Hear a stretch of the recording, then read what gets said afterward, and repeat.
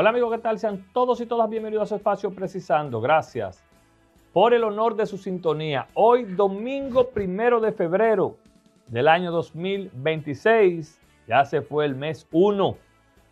Gracias como siempre por estar ahí en este programa. Hoy vamos a hablar de un altercado que sucedió en Madrid, España, con el colega Salvador Holguín. Vamos a hablar a profundidad lo que desde nuestra óptica esto significa. También hablaremos de lo sucedido en una familia en San Francisco de Macorís, donde una hermana asesinó a otra, pero no me voy a quedar solo en el tema del asesinato, sino en una evaluación, una reflexión de lo que está pasando en la sociedad.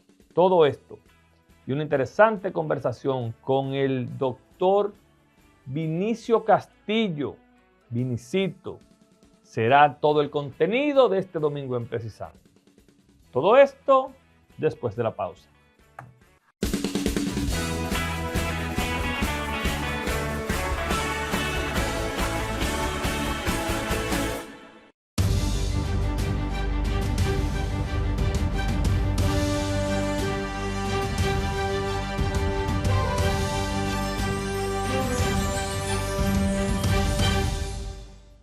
Gracias, amigos, por continuar con nosotros. Miren, esta semana, específicamente el miércoles, el país se sorprendió al escuchar en primicia en el programa Hermano Sol de la Mañana de la voz del connotado y respetado comunicador Julio Martínez Pozo de un altercado que había sucedido en un centro nocturno denominado La Jungla en Madrid, España, que involucraba a dos dominicanos, uno, el comunicador y amigo Salvador Holguín, y otro, el señor Chanchi Pacheco, dirigente de Dajabón por el Partido Revolucionario Moderno. Y yo quiero ser muy claro y específico en este comentario. Lo que sucedió en España con el colega Salvador Holguín es más grave de lo que muchos medios de comunicación y colegas lo han querido tomar y ponderar. ¿Y por qué yo digo que es mucho más grave que eso? Lo es porque usted puede estar de acuerdo o no con las posiciones emitidas por Salvador Holguín en cualquiera de sus intervenciones, pero tiene que admitir que hace una comunicación basada en el respeto, pero con posiciones muy firmes y claras, sin importar muchas veces los intereses que pueda dañar. Y hago esta pequeña introducción para decir públicamente que me solidarizo con este atentado contra la vida del comunicador Salvador Holguín. Y me solidarizo porque con la globalización de la comunicación, con la internalización de la comunicación, cualquiera de los que emitimos opinión, estamos expuestos a que no suceda lo que hoy está pasando el colega Salvador Holguín, que fue abordado por un señor con un historial aparentemente violento, que en un momento fue acusado de que violentaba a su esposa y demás, y que yo creo debe verse este evento con la seriedad que amerita, porque no se está hablando de que fue a Salvador, no. Esto es un atentado contra la comunicación y la libertad de expresión de un periodismo crítico. Y digo que es un atentado contra la libertad de expresión porque las expresiones, valga la redundancia, emitidas por este señor fueron de amenazas violentas y por demás, en su momento que Salvador fue al baño, hasta de secuestro contra un comunicador que ha sido crítico de muchísimas cosas, sobre todo en su natal provincia de Dajabón, que ahí radica mucho más grave la cosa. Ambos son de Dajabón. Salvador tenía sus aspiraciones por Dajabón.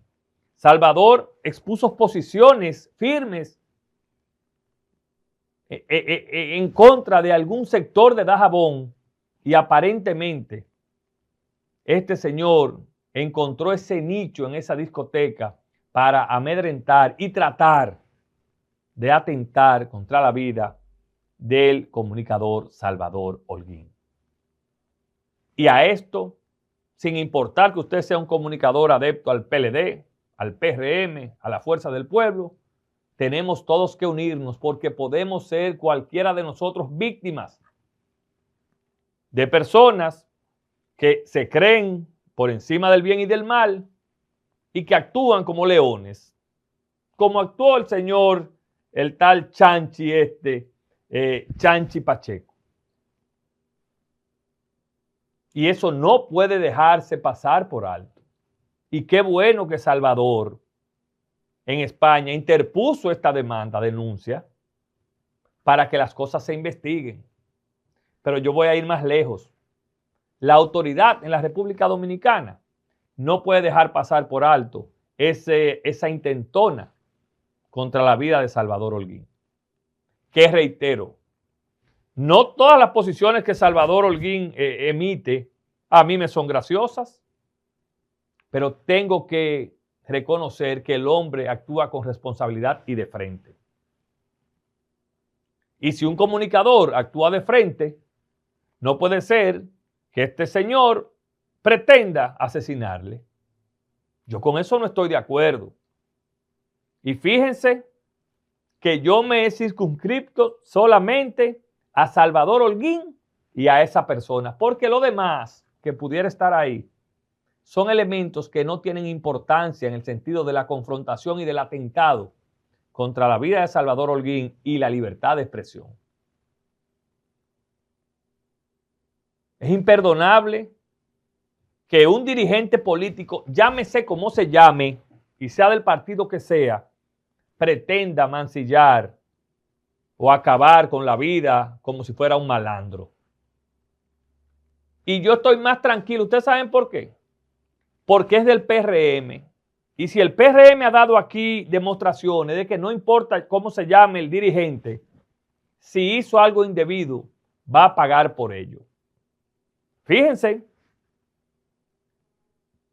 Y por demás, aquí critican muchísimo al presidente de la República, Luis Abinader, y en ningún momento, ni como presidente ni como dirigente político, usted le ha visto actitudes retrógradas, actitudes de retaliación o de represión. Al contrario, al presidente lo critican porque da la cara en la semanal, no porque coarta la libertad de expresión.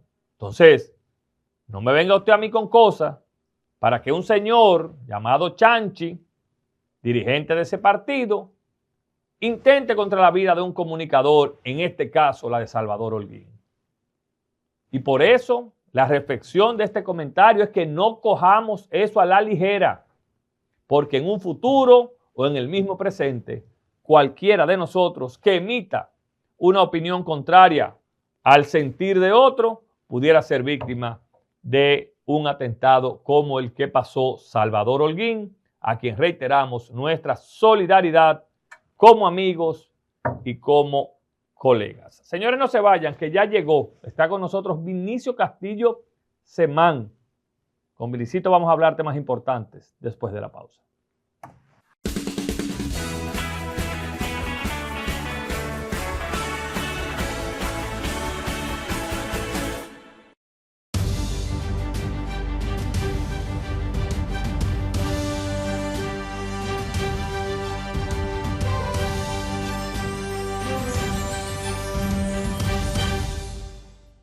Como habíamos anunciado, nos acompaña Vinicio Castillo Semán, amigo nuestro, nos tenía votado, hace mucho que no venía, pero esto es un plato fuerte este domingo. Vinicio, buenas noches. Muy buenas noches, muy contento, un gran honor de estar aquí contigo, Luis, muy a gusto. Siento, aunque me habían votado hace un tiempo, pero pero el cariño es el mismo La siempre. gente no sabe que somos hermanos de Así muchos es, años. de muchos años. Yo no puedo empezar una entrevista sin preguntarle por el viejo. El viejo está muy bien, con la gracia de Dios, con sus 94 Pero años. lúcido. El rumbo a los 95, con una mente súper clara, con una memoria prodigiosa. Obviamente, con los achaques normales de su edad, con la movilidad que está un poquito Y metido en su finca. limitado, y la finca que es su pasión. Él está retirado ahí leyendo. Que yo siempre lo acompaño y ve su plátano, ve su cacao. Y a su iglesia. Y su iglesia, exactamente. Bueno, don Vincho goza de mucho aprecio y respeto, no por mí, sino por la sociedad. Muchas gracias, muchas gracias. Vinicio, muchos temas importantes, nacionales e internacionales, y obviamente hay que empezar por uno que tú has sido muy activo, que es el tema Venezuela, Estados Unidos. ¿En qué va a parar esto, Vinicio? Mucha gente dice que Venezuela está igual. Tú que tienes algún nivel de influencia, de conocimiento, ¿cómo tú ves yo ese creo movimiento? que la estrategia que está llevando el secretario de Estado Rubio y el presidente Trump es una estrategia sensata, hábil y que parte de una realidad. El chavismo gobernó Venezuela 25 años con unas fuerzas armadas formadas con ideología de izquierda, con cientos de miles de hombres bajo las armas, organizados por los formales, porque los informales. Los informales, civiles. ¿Cómo que le dicen ellos? Los colectivos. Los colectivos. Dirigidos por la inteligencia cubana. Esa es una realidad, un aparato que está ahí, que quedó intacto con la extracción del presidente Maduro, que fue sacado de Venezuela como lo que es un fugitivo de la justicia norteamericana por temas de narcotráfico. Y Estados Unidos y su inteligencia plantearon claramente de qué iba a pasar antes, porque hay gente que cree que Estados Unidos actúa improvisando cosas. El tema no era solamente sacar a Maduro o eliminarlo, sino qué va a ocurrir con ese país una vez eso pase. Y ahí es que viene la habilidad del presidente Trump, que le ha dicho, y ya lo dijo Delcy Rodríguez, que habló inmediatamente después de sacar a Maduro de Venezuela, cuando ellos creían incluso que estaba muerto.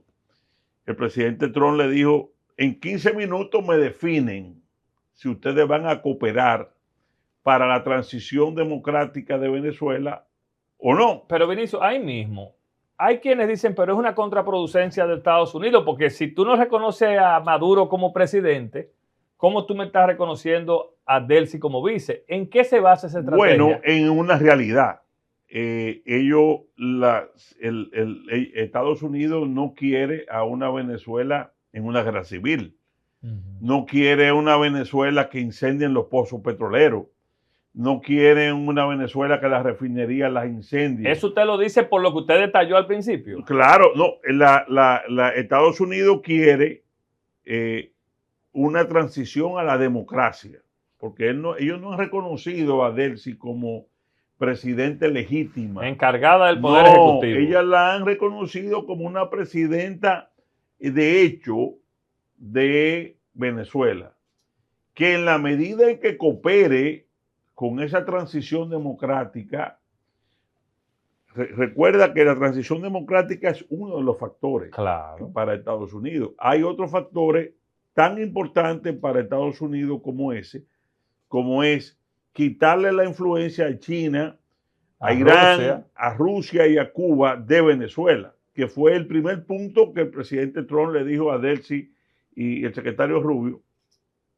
Cero influencia de Cuba, cero influencia de Irán, cero influencia de Rusia y de China. Los países que ellos consideran no democráticos. Porque y sobre todo la parte más estratégica para el presidente Trump, el petróleo. El petróleo. Pero no el petróleo como oigo a mucho Johannesburgo aquí analizar. Que es para el negocio que quiere Estados Trump. Unidos quiere el petróleo de Venezuela para ellos. No. lo que el presidente de Estados Unidos y el secretario Rubio dice, estas pueden comprar los chinos, pueden comprar, seguir comprando los países que tienen esas dificultades con Estados Unidos, pero en dólar y controlada por nosotros. ¿Por qué? Para que se entienda la posición del presidente Trump. China le ha hecho un bloque a Estados Unidos para debilitarle el dólar como moneda de cambio mundial. Frente a ellos. Entonces, ¿qué pasa? Ellos saben que Venezuela, que tiene la reserva mayor de petróleo del mundo, después de Estados Unidos, en la medida en que ese petróleo de Venezuela, que está alicaído, que está abandonada, todas sus instalaciones, ellos empiecen a inyectarle, porque para ponerlo a producir y a convertirlo en Arabia Saudita, tienen que invertirse miles de millones para poder refinar y extraer ese petróleo. Cosa que Estados Unidos no va a dejar que sea China ni Rusia. Claro. Entonces, ¿qué es lo que le ha dicho? No, nosotros lo vamos a hacer rico a ustedes. Y oigan, eso lo estoy diciendo. Ese plan del presidente Trump va a convertir a Venezuela en una potencia económica. Los venezolanos van a nadar en dólares. Oye, ¿qué te lo estoy diciendo hoy? Vamos a ver. Digo, si el plan se da como ellos lo tienen planteado. Porque la idea es que Venezuela pueda producir con la ayuda de los Estados Unidos tantos recursos que pueda ese dinero llegarle a su propia gente, porque lamentablemente estos izquierdistas lo que hicieron fue, no solo se robaron los 500 mil millones de dólares que produjeron en estos 20 años y los regalaron, sino que descuidaron la tecnología y toda la capacitación técnica para la explotación. Pero hay un temor, Vinicio, también con la derecha, porque no nos llamamos engaño. Parte de lo que pasó con Chávez sucedió por un hartazgo de la sociedad venezolana ante una parte de la derecha. Por eso Estados Unidos ha planteado, vamos a asegurarnos que ese dinero que produzca no vaya a la corrupción. Que llegue al pueblo. Que llegue a la mejoría de los venezolanos, porque también aquí hay otro objetivo de Trump y del secretario Rubio, es que los venezolanos que se fueron para Estados Unidos y emigraron vuelvan para atrás. Es decir, es un ganar-ganar. Ahora, ¿qué entiendo yo? Y yo lo he escrito, se parece al proceso de cuando aquí se decapitó la tiranía de Trujillo. ¿Quién encabezó esa transición primera? Joaquín Balaguer, que fue un presidente títere, vamos a decir, en su momento de Trujillo. Fue el que encabezó, quien termina sacando a la familia Trujillo del país. Es Balaguer. Es Balaguer. Y porque a la hora de matar a Trujillo, estaba intacto las Fuerzas Armadas. Que es lo mismo que pasa en Venezuela hoy. Intacto el CIN, intacto todo. Es decir, ahora, ¿qué hicieron? Igual, con apoyo americano. Chin a chin. ¿Le interesaba a Estados Unidos una división de las Fuerzas Armadas Dominicanas en aquel momento? No, porque era una matanza ahí. No, y una guerra civil. Entonces, igual no le interesa una división de las Fuerzas Armadas. Entonces, ¿qué pasó? Balaguer tuvo los primeros tiempos. Después vino un Consejo de Estado, que es lo que va a pasar en Venezuela. Y después vinieron elecciones libres. con Juan Bosch. Incluso Bosch se vio afectado por la habilidad que venía de ser un antitrujillista en el exilio. Cuando llega, se da cuenta, pero ven acá, esta gente han gobernado 30 años aquí. Aquí todavía hay mucha gente de ellos. 30 años, igual que los chavismos.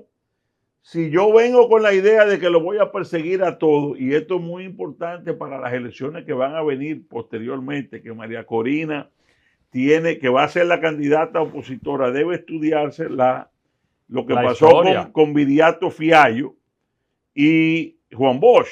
Viriato Fiallo prometió los 7 látigos contra el trujillismo. Y Bosch ofreció una paz nacional, una reconciliación nacional. Y ganó Bosch. Entonces, el chavismo va a seguir en una lucha política tradicional electoral, va a seguir siendo una fuerza importante, un partido importante en el sistema que sobrevenga a este proceso de transición. Vinicio, ahora, obviamente, ellos van a pedir, y eso está claro, una amnistía. Para alguna gente. No, para todo, porque de la única forma, fíjate que el secretario Rubio ha sido brillante en eso. Primero, una reconciliación del pueblo. No, de los sectores, él se sabe lo que está hablando. Una reconciliación entre los venezolanos y después la transición. Vinicio, usted como veterano, rapidito, porque no me quiero nada más concentrar en temas internacionales. ¿Qué puede significar esto políticamente para el secretario Rubio con miras a las elecciones que yo creo que no. Si el secretario Rubio logra la candidatura, logra el plan, porque usted no me lo ha mencionado a él. Porque vamos a estar claros. Y el secretario de Guerra. Porque vamos a estar claros. Ese proceso de transición nuestro estuvo lleno de problemas. Claro. Y el venezolano lo tendrá. Ahora, si él logra completar eso que han planeado y el tema de Cuba, que ya está prácticamente dando sus últimos coletazos. Se declaró que no puede pagar 30 mil millones. Y aislado mundialmente, porque no tiene ya el oxígeno de Venezuela. El oxígeno de Venezuela, ni la solidaridad internacional que dice, bueno, pero ¿por qué no abre? China hecho para atrás. Yo creo que el secretario Rubio va a tener el carril de adentro como posible sucesor de Trump, igual que Vance, que son los dos delfines, vamos a decir. ¿Ese es el de Guerra? No, el vicepresidente. El vice. Que son los que la política americana se entienden los mejores posicionados. ¿Usted entiende que con estos movimientos? Porque el secretario de Guerra no es político, recuérdate que es un guardia y no aspira políticamente. No aspira, uno no sabe. Bueno, uno no sabe, pero hasta ahora no. El ex secretario de Estado fue ministro de la... No, y el vice fue Marino. Marín, sí. Pero estos movimientos de los republicanos, que como usted se puede hacer 2 programas, porque es un internacionalista, apuntan a que se le va a hacer difícil a los demócratas ganar las elecciones que vienen. Yo creo que se le va a hacer difícil. Porque déjame decirte, el presidente Trump no solamente está manejando este tema de Venezuela, de América Latina.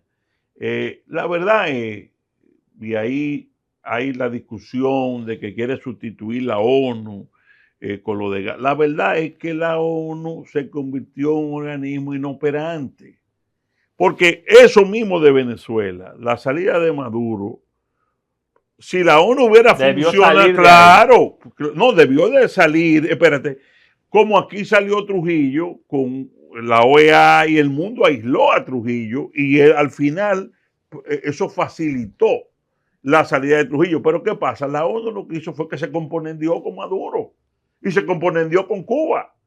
Sí, porque la burocracia de la ONU pasó a ser manejada, corrupta, enormemente patrimonializada, por intereses globalistas. Entonces, ¿qué pasa? El presidente Trump, mira eso de Gaza. Fantástico. Sí. Incluso yo estoy planteando, y lo he planteado ya, que guardando las diferencias que hay con Gaza, es un modelo así que se necesita para Haití. Yo le iba a preguntar, ¿y por qué Trump no ha accionado en Haití? ¿No le interesa? Pero vamos por parte. Creo que ese modelo de Gaza puede funcionar en Haití, porque Haití no se puede valer por sí mismo. Si tú lo aíslas. Para reconstruir Haití y desarmarlo, que allá hay que desarmar a Hamas y reconstruirlo por la guerra. En Haití hay que desarmar las bandas y reconstruirlo. No puede ser con dinero manejado por los haitianos. Mira lo que está pasando con el consejo ese presidencial. Tiene que dejarlo bajo una tutela internacional fuerte que solamente el presidente Trump y Estados Unidos puede hacerlo. ¿Cómo puede afectar, ya bajando un poco al patio, a aspirantes presidenciales como Leonel Fernández y otros, ¿verdad? Pero Leonel Fernández sobre todo, esa relación que él manifestó públicamente con Chávez, Maduro y Venezuela? Mira, evidentemente que el factor Trump va a ser un factor no solamente aquí, a nivel decisivo, internacional. Digo, donde Trump ha apoyado, ha ganado el candidato. A nivel de continental, el presidente Trump va a ser un factor muy importante. Ustedes saben, tú sabes que yo fui durante muchos años un colaborador cercano al presidente Leonel Fernández. Claro. Desde el año 93, que oigo a muchos, algunos chimichurri que creen como la alianza con Vincho Castillo y la FNP, la hizo Juan Bosch. No fue Leonel Fernández. Leonel no al revés, mi papá era, yo conozco a Leonel cuando íbamos a los barrios de la capital. Y mi padre era que presentaba a Leonel Fernández. Es decir, la visión que yo tengo de primera de Leonel, y desde ahí es esa de mi padre presentando, que era candidato a senador con Juan Bosch. Y de ahí hicimos y después fue mi padre que uno de las voces de los factores que convenció a Balaguer para apoyar a Leonel Fernández. Así es que viene la relación de nosotros. Ahora, ¿qué pasa? El presidente Fernández en todo ese tiempo, y sobre todo en el año 2019, que yo estaba muy cerca de él, siendo presidente del PLD, una vez habíamos derrotado la reelección de Danilo la para Donald Trump, la para Mike Pompeo con una llamada. Danilo no se inmutaba con nada de lo que le estábamos haciendo. Le estábamos haciendo marcha allá, tanto Luis Abinader como nosotros con Leonel. Él se le enfrían los pies cuando lo llama Pompeo, por el miedo a eso que pasó con Maduro. Y ahí entonces desiste. Y nosotros siempre le dijimos al presidente Fernández, mire, usted ha sido un hombre moderado de política internacional, independientemente de relaciones históricas con Chávez, con los cubanos, pero usted no ha sido un radical nunca, porque usted no...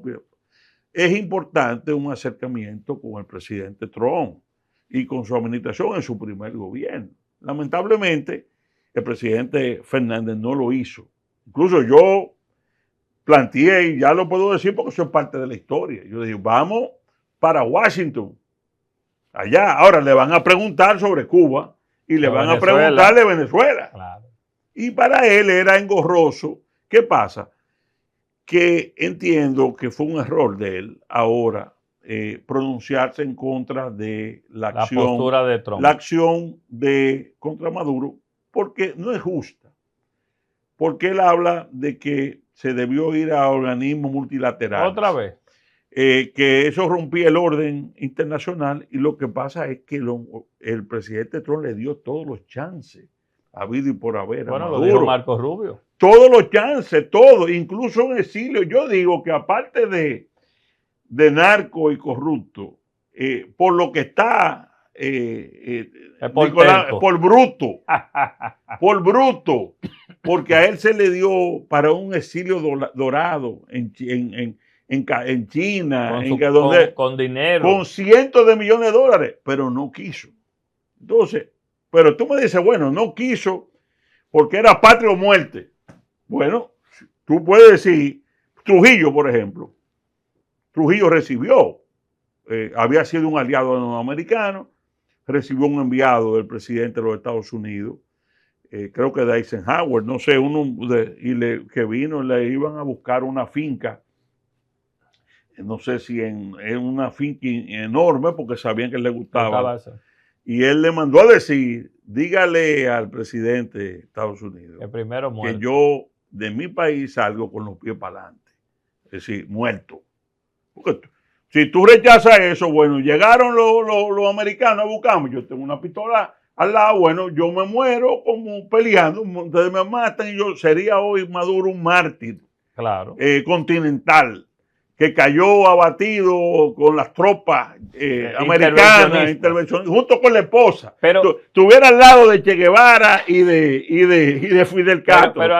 Pero, como dijo el mismo, entonces lo que hizo fue que se volvió usted está diciendo, precisando que las relaciones de Leonel Fernández y Donald Trump no andan bien. Yo lo que digo es que Leonel ha tenido su relación con Clinton, que creo que fue otro error de retratarse con Bill Clinton, de él y de Omar, en esta coyuntura en Punta Cana. Ajá. Y que ese será un factor que pesará evidentemente en el 28, porque él va a tener que asumir una posición frente a la administración norteamericana, sea de acercamiento o sea de pero hay quienes dicen, o sea de confrontación. pero hay quienes dicen, y ministro, la confrontación no es buena con Trump. No es buena con Pero hay Trump. quienes dicen que él hizo las paces con los americanos. Incluso hay quienes dicen que Leonel se puso hasta el polígrafo para algunos temas. ¿Eso será verdad? No. Eso es son inventos. Invento totalmente. No. Y Estados Unidos siempre ha respetado al presidente Fernández porque él es un moderado de forma de ser. Es decir, Leonel no es un hombre... Pregúntale a Danilo. No. Estoy hablando en política internacional. Sí. Él no es un hombre radical. Ni ellos Ahora, obviamente, esos vínculos con los cubanos, que no lo niega. con esa solidaridad, vamos a decir, ideológica, que yo creo que es más de su formación de antes, ahora es un hándicap para él en su aspiración política, porque hay un tsunami de derecha, vamos a decir, no es solamente, aquí hay, a nivel continental, hay una corriente ideológica de derecha alineada en muchos aspectos con lo que defiende el presidente Trump, que se está abriendo paso en América. Dice Danilo Medina que este gobierno es un desastre en términos de lucha anticorrupción, en términos de lucha ante la pobreza. Usted se ríe porque si hay una gente que ha sido crítica de lo que pasó en ese gobierno es usted. ¿Cómo usted evalúa estas opiniones del presidente Medina? Como una burla al país. A la sociedad. A la sociedad. Un hombre que está suelto porque lo han dejado. Pero él decía que cuando saliera quería irse como un helado de una plaza. Mira, todos esos expedientes que están en justicia, todos mencionan a Danilo como la cabeza de todas esas cosas. Y la visita sorpresa, él sabe que la auditoría de la visita sorpresa son 60,000 millones de pesos. No, el tema no es que no haya corrupción en el gobierno, porque ahí están el expediente de Senasa. El problema es que a Danilo no le luce hablar de corrupción con un hermano condenado, con un cuñado que solo en un caso devolvió 3,000 millones de pesos. Si él tuviera un poquito de decoro, pero él por lo menos no sabía lo que hacía su por lo menos la palabra corrupción. Oye, pero él dice que porque hay que tener un poquito de dignidad. Él dice que no sabía lo que hacía Alexis Medina. ¿Puede un hermano de un presidente en un país tan informado? Nada, Danilo no le dejó buscarlo en la transición un solo peso sin pagar a Alexis. Y eso fue lo ordenó él. ¿Cómo? No está documentado. Ay, tantísimo. Todo eso, es decir, todo lo que el contratista que iba a cobrar tenía que pagar. Oye, al final, todo el dinero que se le debía a Alexis se lo pagó Danilo. Y todo lo aprobó, todo. Pero es una denuncia grave que tú estás diciendo. Danilo no está preso porque lo han, bajo la teoría de que los expresidentes no pueden caer presos. O que deben estar rodeados de impunidad, se le ha protegido. ¿Cómo usted evalúa la gestión del presidente Luis Abinader en sentido general? El presidente Abinader está haciendo un esfuerzo, sobre todo en estos temas de corrupción, y ha establecido una diferenciación que yo creo que es válida. Es válida. Que es no negar los temas de corrupción y decir sí, pero la diferencia es que yo, como presidente, no lo estoy permitiendo y lo estoy castigando. Es decir, la frase tengo amigos, no cómplices. Exactamente. Y eso le da al presidente una ventaja moral. ¿Y Danilo tuvo cómplices? Pero ven acá. Danilo, cómplice, no, Danilo no tenía cómplices. Danilo era el autor principal, porque esos cuartos. Y en el caso de Leonel, usted que estuvo cerca, y a Leonel también, a muchos de sus funcionarios se le acusó de eso. ¿Usted cree que Leonel y Danilo actuaban no, hay una diferencia, que yo soy una persona coherente. Sumamente coherente, por eso hago la pregunta. Oye, Danilo dirigió el saqueo de este país. Ay, santo. El más grande que se haya cometido en toda la historia. El doctor Leonel Fernández no se le pudo probar ni acusar nunca, ni sus adversarios más enconados, de él involucrarse en actos de corrupción. ¿Cuál fue la crítica a Leonel? Lo permisivo. Lo permisivo, el caso de Félix Bautista, que es emblemático, y varios casos que surgieron, que fue, diríamos, tolerante y no se quitó esa gente de al lado, que es la diferencia que Luis no importa quién sea. Espérate, para Luis a nivel personal debe haber sido algo muy doloroso a una persona como Chaco Jacín, tener que someterla y propiciar que todo esto fluyera y caer preso. ¿Qué pasa con la Fuerza Nacional Progresista, que tenían un ministro de Energía y Minas, un director de Migración, un director de, ¿cómo se llama? De Frontera. De Frontera y Anamar. Y Anamar. Ustedes les renunciaron a Danilo Medina. ¿Cómo se hace eso? Lo que ningún partido... Por eso la pregunta. Y un partido pequeño. Lo que ningún partido ni ninguno de los políticos tradicionales ¿Por qué ustedes renunciaron? ha hecho. Por un tema de principio. Porque nos dimos cuenta, y así se lo dijimos a Danilo. Yo particularmente se lo dije a José Ramón. Ustedes van a terminar como una asociación de malhechores, todos presos. Pero ven acá. Oye, yo soy un amigo incómodo o un aliado incómodo porque yo digo lo que yo pienso, porque yo no estoy aquí. Mira, a José Ramón Peralta, amigo mío de la infancia. ¿Usted se lo advirtió? Oye, el día que lo nombraron ministro de la presidencia, yo fui a felicitarlo y le di un abrazo. Dije, escúcheme, hermano, que le voy a decir algo. Yo sé que usted, hoy es un día de alegría, pero déjame decirte algo. El 80% de los hombres que se han sentado en esa silla han caído presos. Y es verdad. Entonces, te voy a pedir, porque aquí se ve todo chiquitico. Aquí tú vas a manejar, óyeme, esto es una sombra pasajera.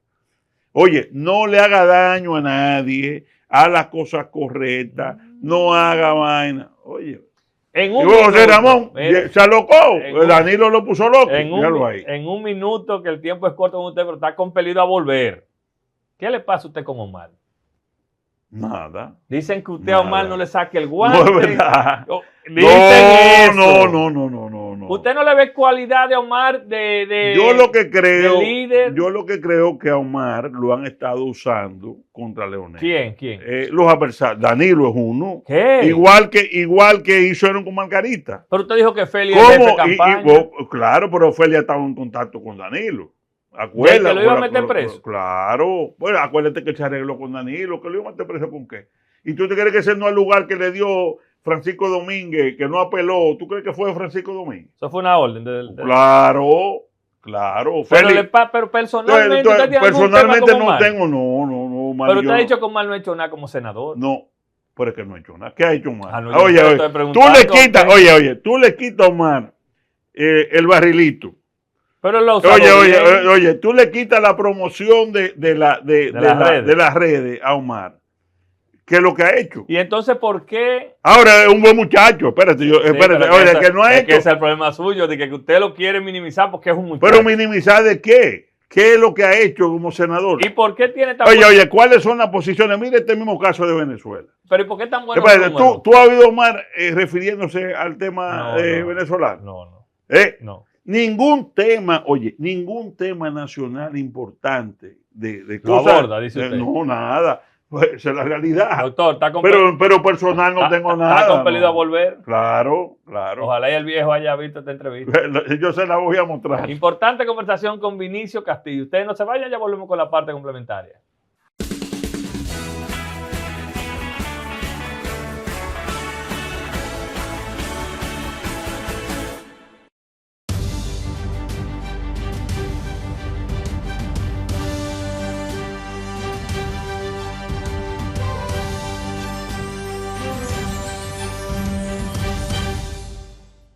Interesante la conversación con Vinicito Castillo.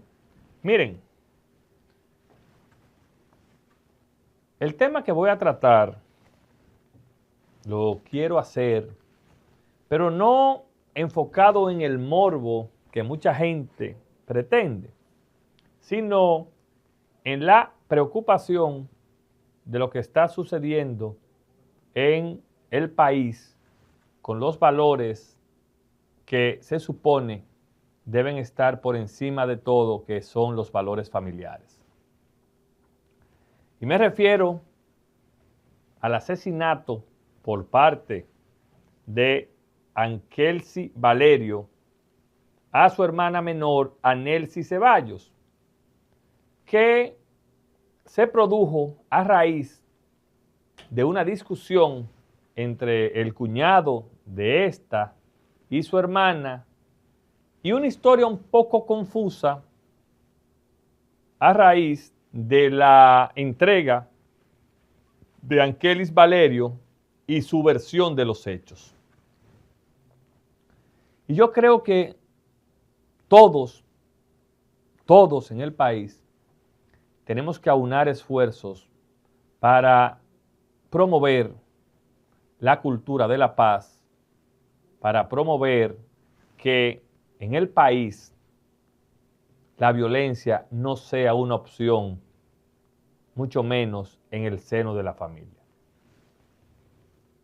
Porque hemos visto cientos de eventos en el cual familiares se agreden, se asesinan, se hieren y al final, esto lo que hace es enlutar al pueblo, desbaratar familias y no conlleva a nada. A lo único que conlleva es a una desgracia familiar, porque el asesino tendrá que purgar una pena y la víctima, lamentablemente, cuando fallece, solamente le queda sepultarlo. Cuando queda lesionado, vive con esa lesión en el corazón y en la parte afectada de por vida. Y los hijos y los nietos son los que sufren en carne viva este tipo de situaciones. Entonces, yo creo que aquí, y qué bueno que el presidente, y lo decía yo ya hace 2 programas, fue y puso la moral y cívica como una materia importante nuevamente. Aquí hay que trabajar esa parte. Aquí hay que trabajar la parte de la conciencia, de valorar la vida. Y nosotros como medio tenemos la responsabilidad no de no informar, pero no el de propagar ese tipo de acciones. Yo de verdad soy una persona que en lo particular no me gusta promover este tipo de acciones porque al final eso lacera a la familia, eso lacera el buen hacer de la sociedad dominicana y no contribuye a nada bueno. Muchas veces el morbo que le damos, lo que se convierte en una bola de nieve y afecta a más personas, y la verdad que yo en lo particular abogo por una cultura de paz en la República Dominicana. Señores, no se vayan, vamos a ver nuestro resumen de noticias y continuamos con el desarrollo de Precisando.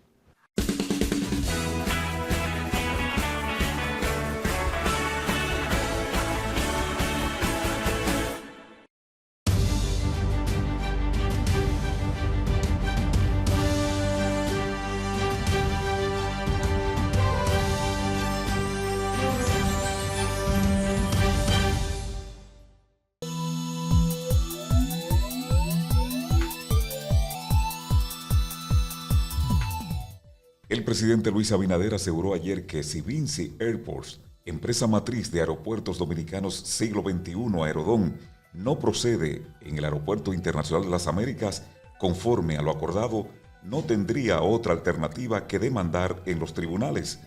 El mandatario expresó su preocupación por el atraso en la obra durante un encuentro con comunicadores y líderes de opinión realizado en el Palacio Nacional. La convocatoria fue para hablar del monorriel de Santo Domingo, pero en ese contexto el gobernante expresó su descontento con los atrasos en el proyecto. El presidente Luis Abinader dejó claro que no es opcional el cumplimiento de la Ley 4726 sobre compras públicas, la cual entró en vigencia el pasado miércoles para fortalecer la administración pública y hacerla más confiable. Quiero ser muy claro y muy directo. A partir de este miércoles, la nueva ley de contrataciones públicas entra en vigencia plena y con carácter obligatorio para todas las instituciones del Estado, sin excepciones, expresó el jefe de Estado. En las internacionales, Christopher Landau, subsecretario de Estado de Estados Unidos, expresó en Washington que espera que los cubanos puedan ejercer sus libertades fundamentales este año 2026, al hacer mención sobre la posibilidad de un cambio de régimen en la isla. Las declaraciones fueron realizadas en un videomensaje proyectado en la residencia del embajador estadounidense en La Habana, Mike Hagmer, durante la inauguración de las actividades por el 250 aniversario de la independencia de Estados Unidos.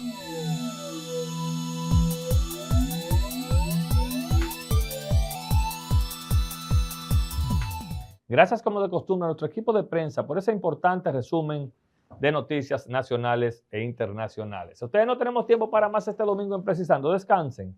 Feliz resto de la noche y nos reencontramos el próximo domingo.